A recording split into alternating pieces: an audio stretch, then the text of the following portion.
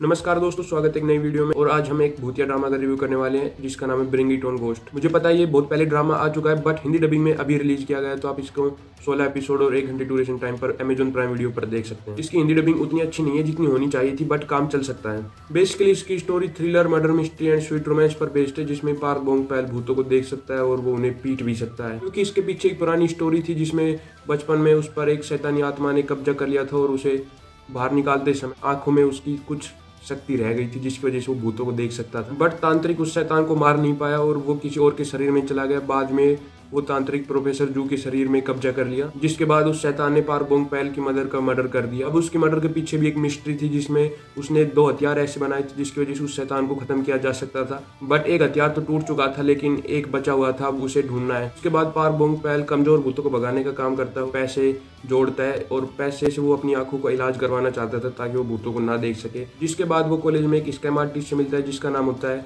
चनसेंग। जिसके बाद ghost knit group को ब्लड सोर्सेज ग्रुप में कन्वर्ट कर 24 आवर एग्जॉशन सर्विस देने का काम करने लगे और वो पैसा बनाते गए, जिसमें सारे भूत देखने को मिलेंगे। ठरकी, बदमाश और कमजोर जिनकी मुक्ति नहीं हो पा रही थी, वो सभी इसमें सबकी स्टोरी काफी कमाल की थी। जिसमें Park Bong Pal Kim Yoo Jin से मिलता है, वो उनकी लव स्टोरी स्वीट रोमांस काफी कमाल का था। अब यून जिन भी पार्क बोंग पैल से पहले से जुड़ी हुई है, बट उसे याद नहीं है उसकी डेथ कैसे हुई और उसकी आखिरी इच्छा क्या थी, जिसके बाद उसकी मुक्ति नहीं हो पा रही। वो पार्क बोंग पैल के साथ मिलकर उसका पता लगाना चाहती है। जिसके बाद जैसे जैसे स्टोरी रिवील होती है वो काफी मजेदार थी। शैतानी आत्मा भी उस हथियार को ढूंढना चाहती है जिससे उसको नष्ट किया जा सकता था, जिसमें धीरे धीरे यूनजिन की यादाश्त वापस आने लगी और बाद में ऐसा सस्पेंस मिलता है जिसमें यूनजिन जिंदा है बट वो कोमा में, और उसकी आत्मा पार्क बोंग पैल के साथ मिलकर भूतों को पकड़ने का काम करती है।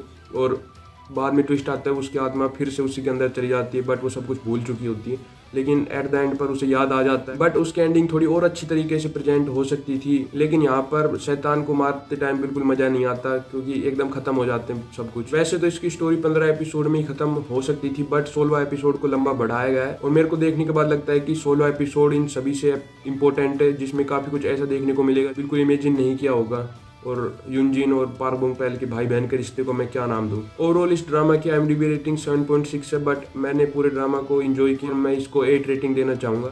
इसकी एंडिंग देखने के बाद लग रहा है कि अभी वो भूतों को पकड़ने का काम फिर से करने लग गए हैं और पता करना चाहते हैं कि वही भूत को क्यों देख सकते हैं, जिसमें लगता है कि सेकंड सीजन भी आएगा, बट काफी टाइम हो गया है तो अभी तक कोई न्यूज नहीं। और अगर आपने ये ड्रामा देखा है तो आपको कैसा लगा कमेंट बॉक्स में जरूर बता देना। नेक्स्ट अपडेट के लिए चैनल को सब्सक्राइब करें। मिलते हैं नेक्स्ट वीडियो में, तब तक के लिए बाय बाय।